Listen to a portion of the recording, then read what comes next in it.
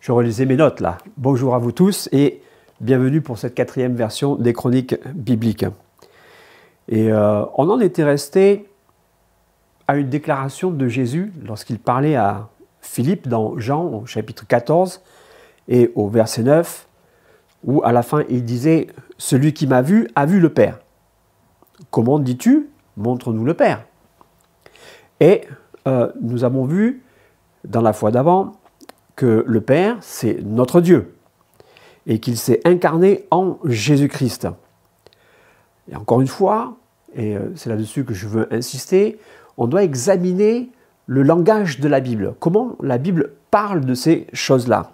Et c'est ça qui va nous éclairer et nous donner la compréhension de certains événements ou de certains versets qui nous semblent un petit peu compliqués. On doit comprendre le langage de la Bible. Nous avons vu que l'Éternel, c'est Dieu le Père.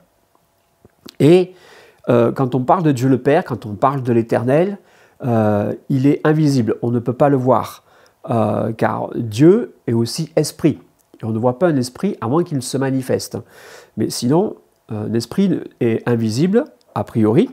Et la Bible nous affirme qu'effectivement, Dieu est esprit. Dans Jean, au chapitre 4 et au verset 24, on connaît bien ce verset, qui nous dit « Dieu est esprit et il faut que ceux qui l'adorent, l'adorent en esprit et en vérité. » En tant qu'esprit, donc, personne n'a jamais vu Dieu. On ne peut pas le voir de cette manière-là. Et la Bible nous le confirme.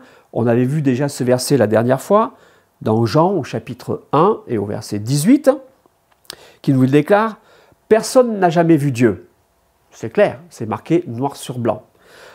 Mais à la suite, il nous est dit « Le Fils unique qui est dans le sein du Père est celui qui l'a fait connaître ». Donc le Fils, c'est celui qui fait connaître Dieu. Dans le sens de connaître, il dit en voyant le Fils, on peut voir le Père. C'est la seule manière de voir le Dieu invisible, c'est de le voir en Jésus-Christ. Donc, en Jésus-Christ, nous avons l'image de Dieu selon qu'il est écrit, puisque la Bible nous le confirme, encore une fois, c'est le langage de la Bible. Dans Colossiens au chapitre 1, et cette fois-ci au verset 15, il est l'image du Dieu invisible, le premier-né de toute la création. C'est clair, il me semble. Jésus-Christ est donc l'image de Dieu. Et lorsqu'elle dit qu'il est le premier-né de la création, on comprend bien donc tout ce que la Bible avait dit et annoncé. Lorsque Dieu a fait le monde et qu'il a créé le monde, il avait en tête déjà devenir lui-même, parce que comme il est omniscient, il savait tout ce qui allait se passer. Il savait comment l'homme chuterait et qu'il fallait qu'il vienne. Et donc il a fait toute cette création en fonction de Jésus-Christ, en fonction du fait que lui vienne lui-même. Voilà pourquoi il est le premier-né de toute la création. C'est en fonction de cela et que Jésus-Christ est l'image de Dieu. Ainsi, le Père, donc, avait en tête, lors de la création, le fait que Jésus-Christ serait sa propre image. Et en Jésus-Christ, donc, nous avons le Père et le Fils. C'est-à-dire que lorsqu'on parle de Jésus-Christ, il est à la fois 100% homme et 100% Dieu. Et cela nous montre finalement quoi ? Qu'en Jésus-Christ, il y a une double nature. Et c'est là où il faut que nous faisions bien attention au langage de la Bible et que nous comprenions quelle est cette double nature de Jésus-Christ. À la fois Dieu, à la fois homme, en même temps. Jean nous dit dans sa première épître de Jean, au chapitre 2, le verset 21 et 23. Il en parle ainsi. Il s'adresse bien sûr à tous les chrétiens et donc à l'Église et donc à nous-mêmes. « Je vous ai écrit, non que vous ne connaissiez pas la vérité. » Ah, donc on connaît la vérité. « Mais parce que vous la connaissez. » Donc on doit être sûr de ce qu'on connaît. « Et parce qu'aucun mensonge ne vient de la vérité. » Qui est menteur, sinon celui qui nie que Jésus est le Christ. Celui-là est l'antéchrist, qui nie, et regardez bien le langage, qui nie le Père et le Fils. Quiconque nie le Fils n'a pas non plus le Père. Quiconque confesse le Fils a aussi le Père. Vous voyez, on ne peut pas dissocier le Père du Fils. Les deux vont ensemble. Si on accepte l'un, il faut accepter l'autre. Et si on a le Fils, on a le Père. On a les deux à la fois. C'est-à-dire qu'on croit que Dieu s'est incarné, qu'il s'est fait chair. Que Dieu le Père était en Jésus-Christ. Ça, c'est le langage de la Bible qui nous parle de la double nature de Jésus-Christ. Il est à la fois esprit et chair, Dieu et homme, Père et Fils. Donc, de son côté humain, je crois que la plupart des gens n'ont pas de problème à le reconnaître en tant que, comme Jésus s'appelait lui-même, le Fils de l'homme. Dans le sens que il était comme nous, de notre même nature. Et de son côté divin, il est le Fils de Dieu. Vous voyez, le langage fait bien attention. Il ne dit pas directement qu'il est Dieu le Père, il est le Fils de Dieu. Et on avait vu que se proclamer Fils de Dieu, c'était se faire Dieu lui-même. Le Père manifesté en chair. Jésus, donc, n'est pas à prendre comme étant une théophanie. Alors j'explique, théophanie, c'est une apparition de Dieu dans le temps. On l'a vu lorsque Abraham a vu 3 personnages venir à lui, l'un d'eux était le Père. C'était une apparition de Dieu. Lorsque Moïse a vu le buisson ardent, c'était aussi une théophanie de Dieu. Et il y en a plusieurs autres dans la Bible. Mais Jésus-Christ, on ne peut pas dire que c'est une théophanie. Jésus-Christ, c'est Dieu lui-même qui s'est fait chair. Il est né comme un enfant, il a vécu comme un adolescent, il a grandi en tant que grande personne, il a été exactement comme nous, comme un être humain. Et il a subi les mêmes choses que nous en tant qu'être humain. C'est-à-dire qu'il pouvait avoir faim, il pouvait avoir soif, et il était fatigué. Comme nous, on a faim, on a soif, et on est fatigué après une dure journée de travail. Et il avait aussi besoin de dormir. Vous voyez, tout cela nous parle de la chair. On prend cet exemple dans Matthieu. Matthieu, au chapitre 8, le verset 23-24. Il nous dit que là, il y avait une tempête. Vous vous souvenez de la tempête? Les disciples étaient là, dans la barque, et commençaient à s'inquiéter, parce que ça soufflait de tous les côtés. Voilà, l'eau venait partout. Et ils se disaient, mais la barque se remplit, mais on va couler. Qu'est-ce qu'il faut faire? Où est Jésus? Mais qu'est-ce qu'il fait? Il dort. Il dort. Ils vont, ils le secouent, ils le réveillent, et il dit, Maître, ne vois-tu pas que nous coulons? Il ne connaissait pas encore qui était vraiment Jésus, quelle était sa nature. Il voyait un être humain qui était là, qui était fatigué et qui dormait. Mais l'instant d'après, lorsque Jésus se lève, il menace le vent et la tempête, montrant ainsi sa divinité. Et même les disciples étaient interpellés en se disant, mais quel est cet homme qui commande même aux éléments? Vous voyez, en Jésus-Christ, il y a ces deux natures. À la fois la chair, qui fait qu'il est fatigué et qu'il peut dormir, mais l'instant d'après, alors qu'il se lève, il est capable de maîtriser les éléments. Ça, c'est le langage de la Bible. Et ce langage, il nous aide à comprendre sa double nature. À nous de comprendre ce langage biblique. Remarquez que je dis double nature, je ne dis pas triple nature, n'est-ce pas? Ça, je fais référence parce que si on prend ces exemples-là et qu'on veut faire coller, vous vous souvenez de ce que j'avais parlé de la Trinité, elle ne fonctionne absolument pas. Là, elle ne peut pas fonctionner. Parce qu'il aurait fallu qu'il y ait une manifestation quelque part du Saint-Esprit et on pourrait se dire, eh bien, finalement, ils sont trois. Non, non. Jésus, il a simplement une double nature. Et la parole nous dit que Jésus, c'est l'Esprit. Waouh! Regardons ça.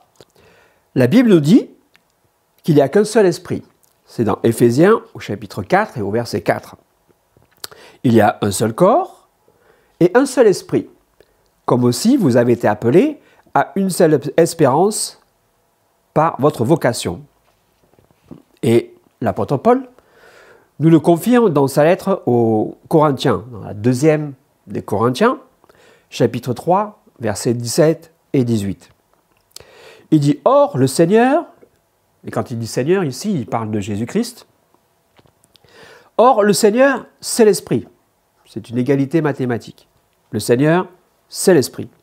Et là où est l'Esprit du Seigneur, là est la liberté.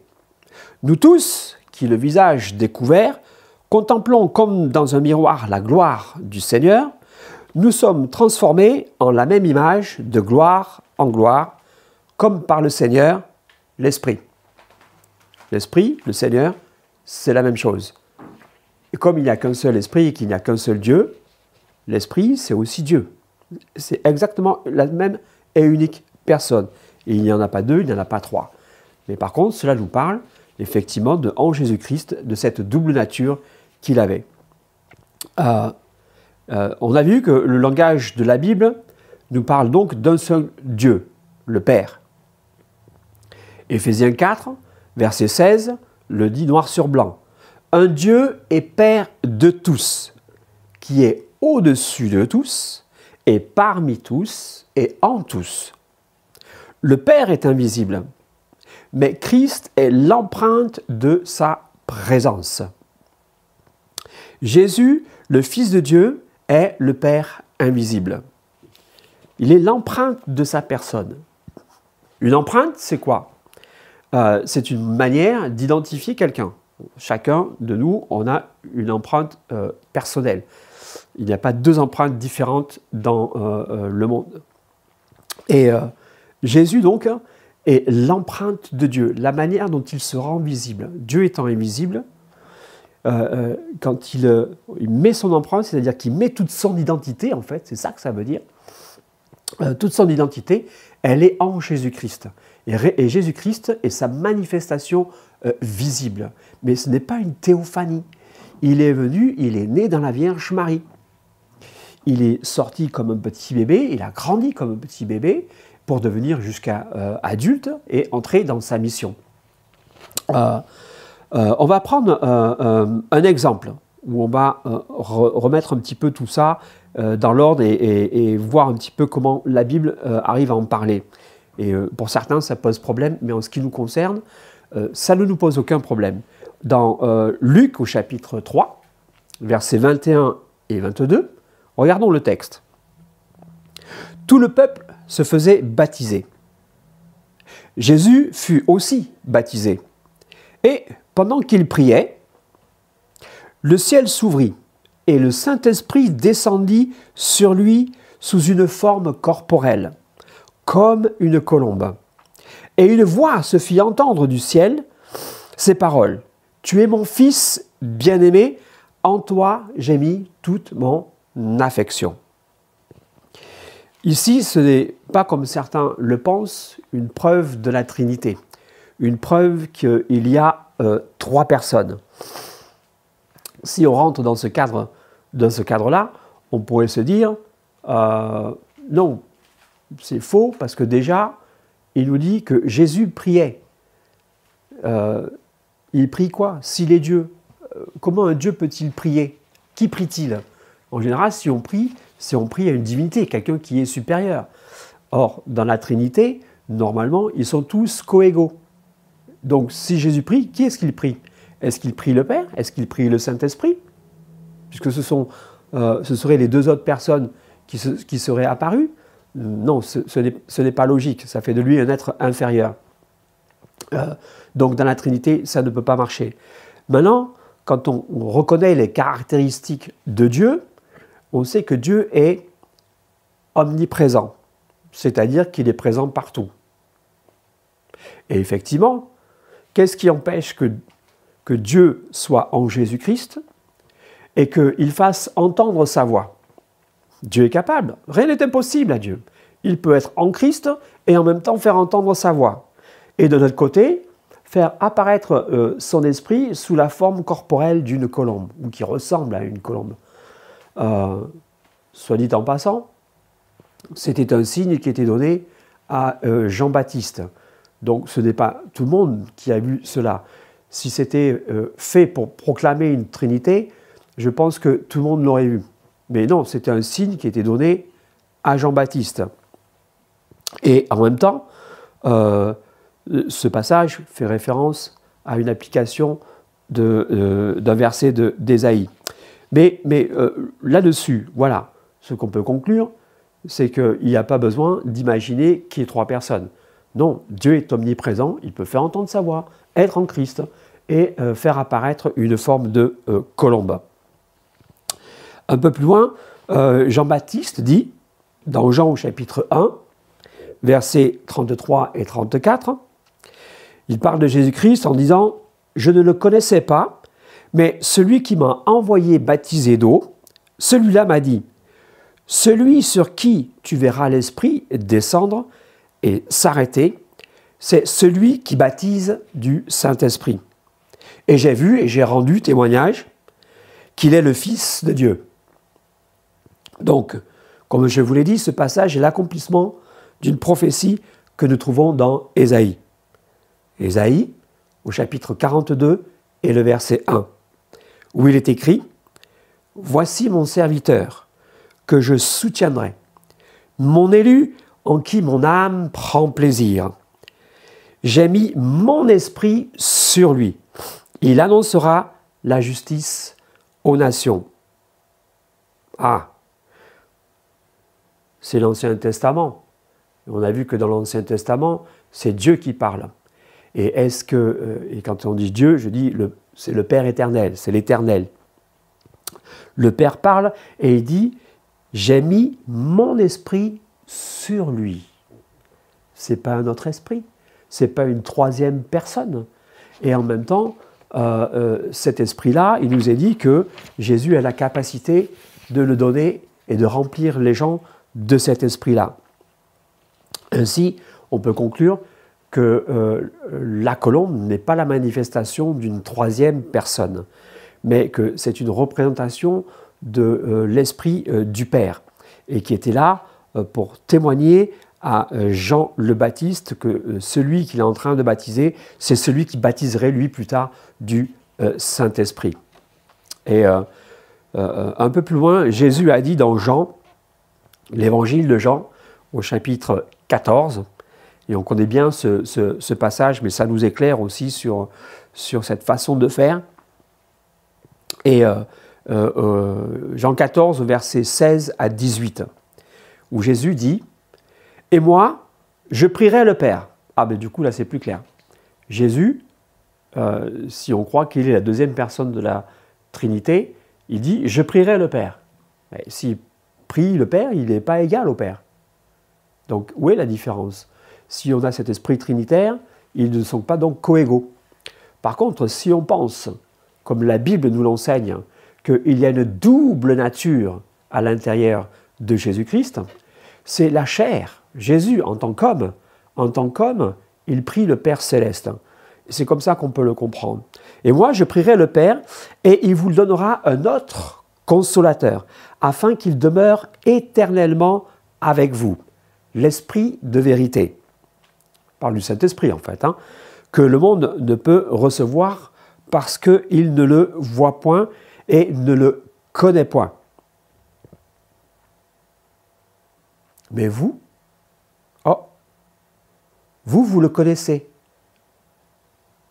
car il demeure avec vous. Qui c'est qui demeure avec les disciples? Le Saint-Esprit? Mais en fait, il parlait de lui-même. Jésus parlait de lui-même. Mais là, il parlait de l'Esprit, il dit, vous le connaissez, le monde ne peut pas le connaître et il ne le voit pas. Mais vous le voyez et vous le connaissez parce qu'il demeure avec vous. Il parlait de lui. Donc, il s'identifie cette fois-ci au Saint-Esprit. Comme il avait fait avant en s'identifiant au Père. Celui qui m'a vu a vu le Père. Et cette fois-ci, il dit en fait, celui qui m'a vu a vu le Saint-Esprit. Pas une troisième personne, c'est lui, c'est lui-même. Et il continue, car il demeure avec vous et il sera en vous. Wow! Oui, c'est la promesse qui nous a été faite, qu'on recevrait le Saint-Esprit. Et le Saint-Esprit, donc finalement, c'est qui? C'est Jésus-Christ qui vient en nous. sous la forme de l'Esprit.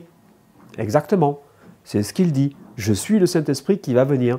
C'est moi seul qui vais vous baptiser du Saint-Esprit. Et on sait que celui qui n'a pas l'Esprit de Christ, il ne lui appartient pas non plus. En parlant du Saint-Esprit.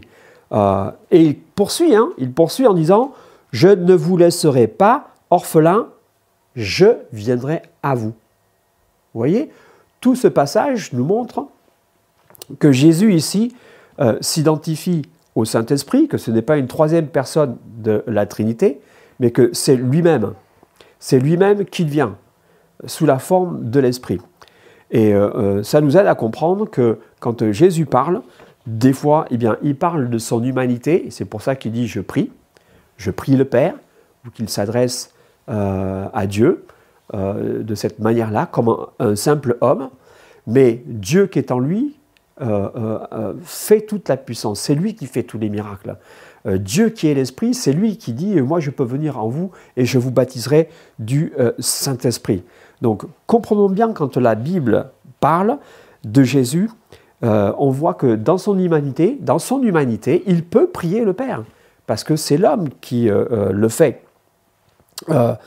Mais il dit aussi eh bien, qu'ils connaissent qui est le Saint-Esprit, parce que c'est moi, vous me voyez, je suis avec vous, je suis aussi le Saint-Esprit.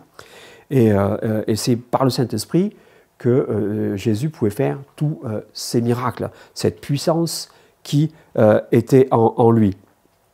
Donc on voit bien qu'en Jésus-Christ, il y a une double nature, et que lui-même, quand il parle de lui-même, il dit le Fils de l'homme. Quand les gens parlent de lui et qu'ils reconnaissent sa divinité, ils parlent de Jésus en disant le Fils de Dieu.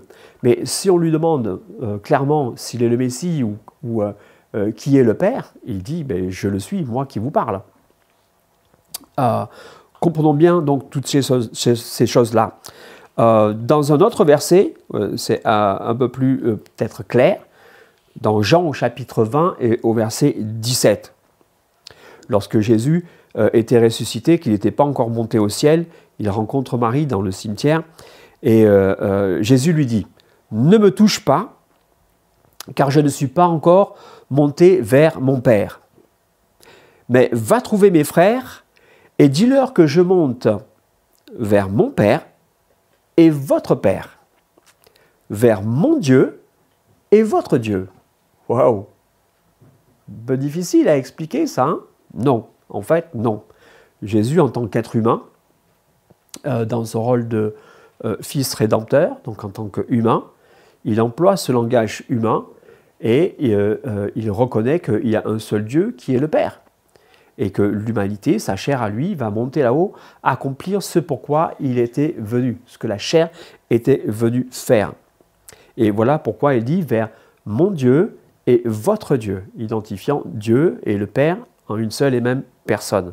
Et que lui, en tant que chair, en tant qu'être humain, il va accomplir ce pourquoi il était venu pour mettre fin à l'Ancien Testament et commencer le Nouveau Testament. Et on s'aperçoit que plus tard, et on l'a déjà vu ce verset, Thomas dit bien les choses, hein, lorsqu'il apparaît à nouveau avec les disciples. Thomas lui dit, dans Jean 20, 28, « Mon Seigneur et mon Dieu ». Il y a cette double nature en Jésus, à la fois humain et à la fois divin. Et lorsqu'on a bien compris cela, les versets de la Bible nous deviennent très très clairs. On n'a pas de confusion. Il suffit de regarder le contexte dans lequel c'est placé, comment la Bible parle, comment Jésus parle, comment les disciples parlent, et on devine de quelle nature il parle. Est-ce que c'est l'être humain ou lorsqu'il fait un miracle, est-ce que c'est sa nature divine qui s'exprime?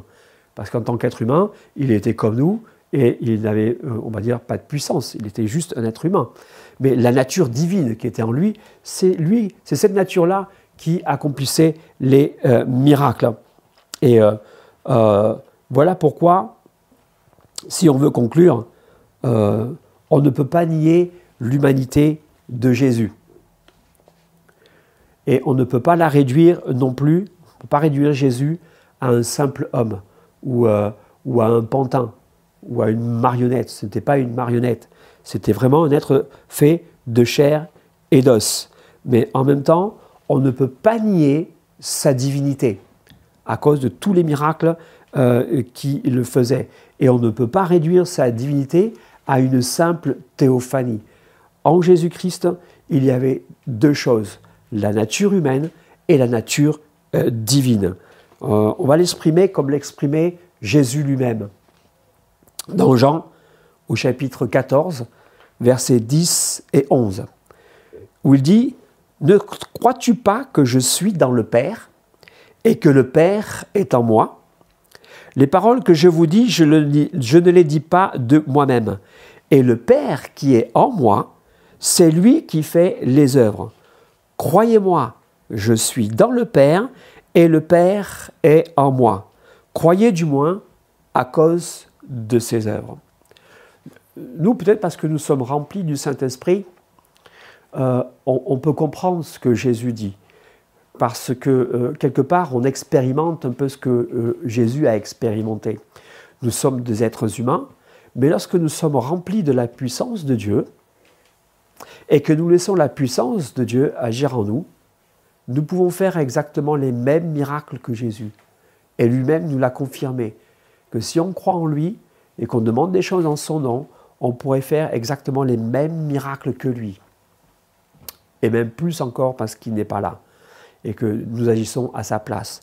Mais c'est l'Esprit en nous, c'est pas nous. Nous, on n'a pas la capacité de faire des miracles. Nous ne sommes que de simples êtres humains. Mais lorsqu'on laisse la puissance divine qui nous habite œuvrer, c'est là que les miracles peuvent s'accomplir. Mais en ce qui concerne Jésus-Christ, la différence, c'est qu'il n'avait pas simplement les arts de l'Esprit, c'est que tout l'Esprit était là. C'est toute la puissance de la divinité était en lui. Et bien c'est là tout le mystère de Dieu, c'est-à-dire Jésus-Christ. Qui est-il? Comment est-ce qu'on le comprend?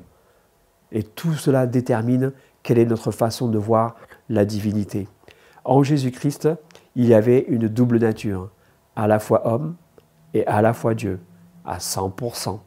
On le loue et on lui rend grâce. Je vous remercie de m'avoir écouté jusque-là. Et pour ceux qui veulent approfondir un petit peu plus ces questions-là, je voudrais simplement vous signaler que nous avons de disponible à l'Église la divinité en question. Et la divinité, qui est Dieu, quel est son nom? Ils sont disponibles à l'Église en attendant qu'on puisse les mettre en vente sur d'autres sites. Que Dieu vous bénisse et je vous dis à une prochaine fois.